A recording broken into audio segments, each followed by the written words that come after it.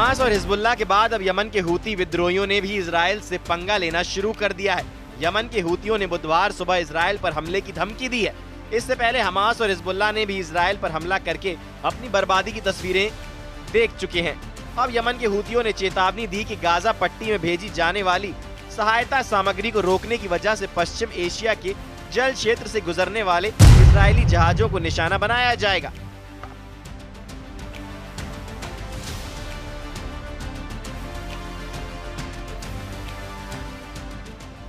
विद्रोहियों ने गाजा पट्टी को सहायता सामग्री भेजने पर लगाई गई रोक को हटाने के लिए इजराइल को 4 दिन का वक्त दिया था।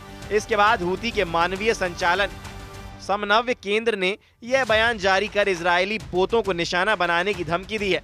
हूतियों के बयान में कहा गया है कि हम आशा करते हैं कि यह समझा जाएगा कि द्वारा की गई कार्रवाई उत्पीड़ित फिलिस्तीनी लोगों के प्रति धार्मिक, मानवीय और नैतिक जिम्मेदारी की गहरी भावना से उपजी है और इसका उद्देश्य इजरायली अतिक्रमणकारी इकाई पर गाजा पट्टी की कॉन्फ्रेंस को फिर से खोलने और खाद्य एवं चिकित्सा आपूर्ति सहायता सहित सामग्री के प्रवेश की अनुमति देने के लिए दबाव डालना है।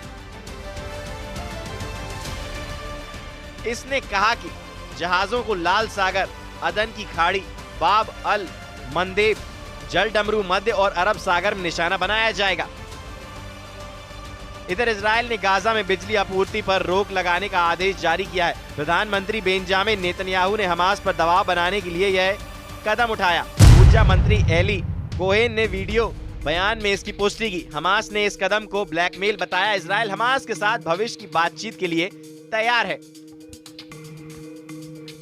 हमास पर दबाव बनाने के लिए इजराइल के प्रधानमंत्री बेंजामिन नेतन्याहू ने गाजा में अंधेरा करने का फैसला किया है। रिपोर्ट के मुताबिक इजराइल ने 9 मार्च को गाजा में बिजली की सप्लाई को तुरंत रोकने का आदेश दिया।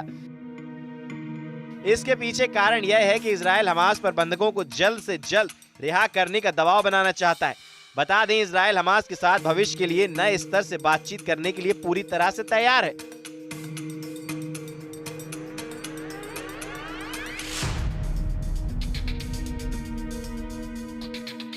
इजराइल ने रविवार 9 मार्च को गाजा में बिजली आपूर्ति पर रोक लगाने का आदेश दिया। इजराइल के ऊर्जा मंत्री एली कोहेन ने एक वीडियो बयान जारी कर कहा, मैंने अभी गाजा पट्टी में बिजली आपूर्ति को रोकने को लेकर आदेश दिया है। इससे पहले इजराइल की ओर से फैसला लिया गया कि हमास के युद्धग्रस्त इलाके में सभी राहत आपूर्तियों को रोक दिया जाए।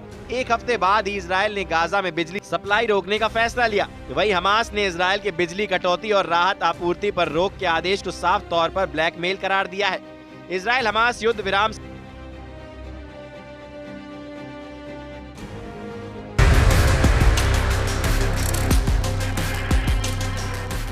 समझौते का पहला चरण 1 मार्च शनिवार को खत्म हो गया है। दोनों पक्षों ने फिर से युद्ध में वापसी करने पर असहमति जताई। हालांकि रविवार से एक हवाई हमले समेत अनियमित हमले जारी हैं। इजराइल ने कहा था कि यह हमला हमास के आतंकियों को निशाना बनाने के लिए किया गया था। हमास लगातार इस बात पर जोर दे रहा है कि इस युद्ध को हमेशा के लिए खत्म करने के लिए संघर्ष विराम समझौते के दूसरे चरण के तहत तुरंत बातचीत शुरू की जाए। रिपोर्ट के मुताबिक इजराइल ने कहा कि वह संघर्ष विराम के पहले चरण को अप्रैल के मध्य तक बढ़ाना चाहता है।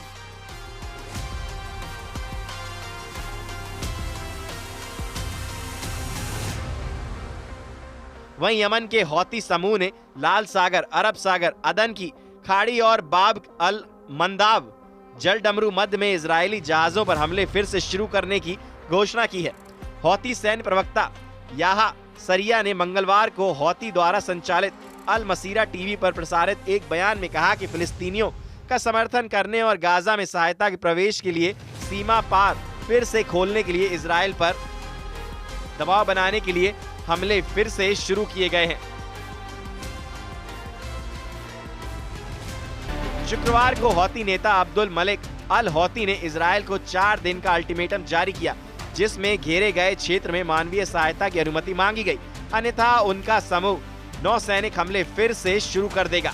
समाचार एजेंसी ने बताया, इससे पहले अल हौती ने चेतावनी दी थी कि अगर इजराइल गाजा संघर्ष विराम का उल्लंघन करना जारी रखता है तो वे लाल सागर में इजरायली शहरों और इजराइल से जुड़े वाणिज्यिक जहाजों पर हमले फिर से शुरू कर देंगे। एक तरफ अरब देशों में हालत अभी भी खराब नजर आ रहे हैं, खराब हालातों को लेकर अरब देशों के नेताओं ने हाल ही में मिस्र के काहिरा में एक आपातकालीन बैठक आयोजित की थी, जिसमें गाजा पट्टी में पुनः निर्माण कार्यों को लेकर अमेरिकी राष्ट्रपति डोनाल्ड ट्रंप की ओर से पेश किए गए प्रस्ताव पर गंभीरता से विचार विमर्श किया गया था।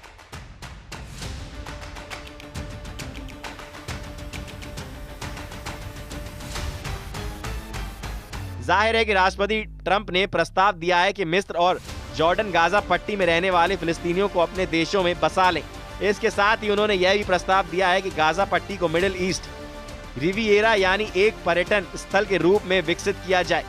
अरब लीडर्स ने ट्रंप के इस प्रस्ताव पर विचार किया, लेकिन इस पर उनमें सहमति नहीं बन पाई और आखिर में उन्होंने गाजा के लिए मिस्र की पुनर्निर्माण योजना पर अपनी रजामंदी जताई। काहिरा में अरब देशों के नेताओं की मौजूदगी में जो भी फैसला हुआ है, उम्मीद भी ऐसे ही किसी निर्णय की थी।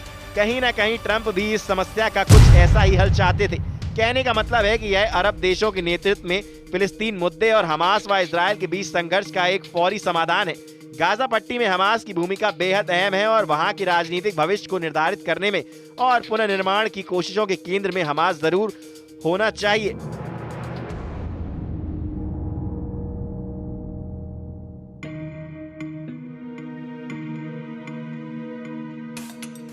काहिरा में हुई अरब नेताओं की बैठक में गाजा के पुनर्विकास और उसके एक नया स्वरूप प्रदान करने के लिए 53 बिलियन अमेरिकी डॉलर की योजना को मंजूरी दी गई। सबसे अहम बात यह है कि इस बैठक के दौरान अरब नेताओं ने गाजा पट्टी से जुड़े विवादास्पद राजनीतिक मुद्दों को दरकिनार कर दिया है।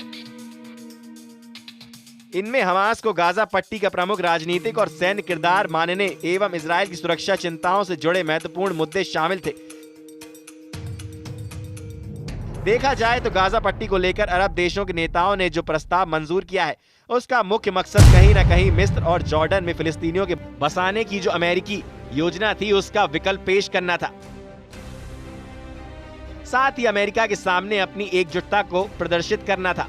इसके अलावा अरब नेताओं के इस प्रस्ताव का उद्देश्य यह भी था कि वे फिलिस्तीनियों के विस्थापन के मुद्दे पर चुप नहीं बैठे हैं और उनके पास अमेरिका को जवाब देने के लिए अपनी कार्य योजना है। हालांकि अमेरिका और इजरायल दोनों ने ही गाजा पट्टी को लेकर अरब देशों के प्रस्ताव को खारिज कर दिया है।